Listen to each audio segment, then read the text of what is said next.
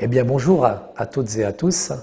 Salam alaikum, je suis très heureux d'être avec vous dans le cadre de ce petit témoignage que j'aimerais vous expliciter comment j'ai fait cette rencontre personnelle, moi musulman, avec la personne de Yeshua al-Masih, Jésus-Christ.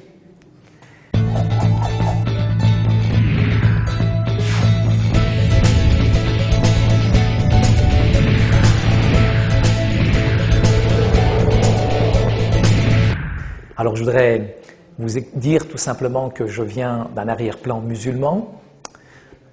J'ai traversé la mer Rouge pour venir, c'est vrai, dans ce pays où coulait le lait, le miel et le travail, puisqu'à l'époque il y en avait. Nous avons rejoint mon père pour des raisons économiques.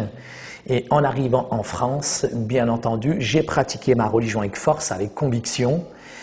Et petit à petit, dans le temps, j'ai ressenti beaucoup d'amertume, de racisme, de discrimination discrète, mais qui en tout cas m'affectait, me troublait dans mon fort intérieur.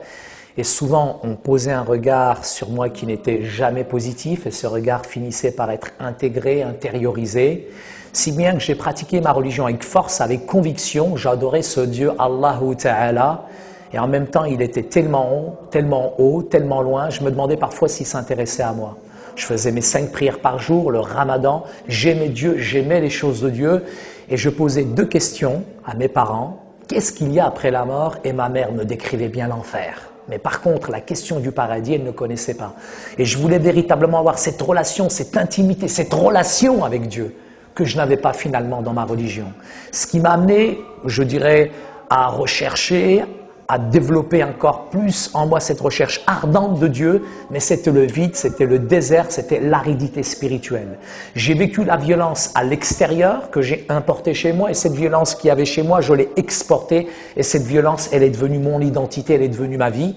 Et un jour, dans mon quartier, je me suis battu contre une voisine, contre un voisin, et ça a déclenché une émeute, toute sa famille contre ma famille, et ma mère s'est tellement pris des coups dans la tête qu'elle s'est retrouvée à l'hôpital. Mais au-dessus de chez nous, c'est pour ça que je dis que le salut vient d'en haut, il y avait des chrétiens qui se sont proposés de garder mes petits frères et sœurs, le temps que ma mère était à l'hôpital. Donc ils ont gardé mes petits frères et sœurs, et quand ma mère est sortie, elle leur a fait un grand couscous, et on s'est liés d'amitié avec eux. Et au bout d'1 an, nous avons réalisé que ma grande sœur Fatima était devenue chrétienne. C'était la chouma, c'était la honte que ma sœur devienne chrétienne, trahir son pays pour une tranche de jambon, c'était une catastrophe pour nous. Donc on l'a dissuadée, on l'a frappée, on lui a déchiré la Bible, mais pas cette foi qu'elle avait pour Jésus. Et j'ai été troublé, interpellé par, je dirais, la ferveur, par l'amour, par la puissance, par la paix que dégageait ma sœur.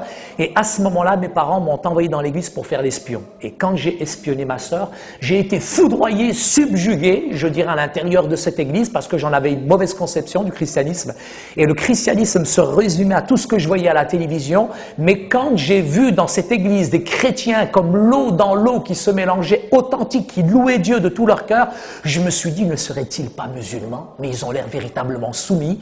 Et je me suis rendu compte que ces chrétiens aimaient Dieu encore plus que moi. Et j'ai fait mes propres recherches personnelles en étudiant la Bible. Ça m'a bouleversé, marqué, subjugué par la figure du Christ et la personne de Yeshua al-Masih. Un grand roi qui a quitté son ciel de gloire, non pas pour venir au Carlton, mais pour naître dans une grotte, dans une étable. J'ai jamais vu un roi comme ça. Et un roi qui me disait, aimez vos ennemis, bénissez ceux qui vous maudissent, faites du bien à ceux qui vous maltraitent. J'ai jamais connu ça. Et j'ai été bouleversé par le message de l'Évangile.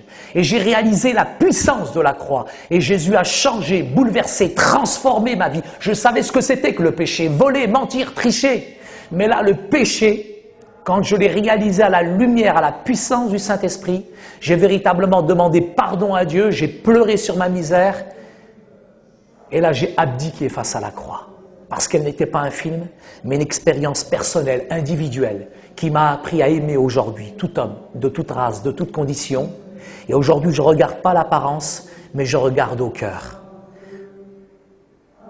Simplement, j'ai aussi été m'excuser dans mon quartier.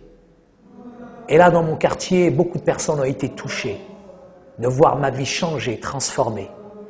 Il y a quelqu'un que je détestais, c'était mon père. Et je lui ai demandé pardon. Je l'ai serré dans mes bras. Et je lui ai dit, Père, de la même manière que Jésus m'aime, Papa, je veux t'aimer. De la même manière que Jésus m'a pardonné, papa, je vais te pardonner. Et mon père a accepté Jésus dans sa vie. J'ai un père là-bas que je ne connaissais pas, mais grâce à Jésus, aujourd'hui j'ai une véritable relation avec Dieu et j'ai l'assurance de la vie éternelle. Merci.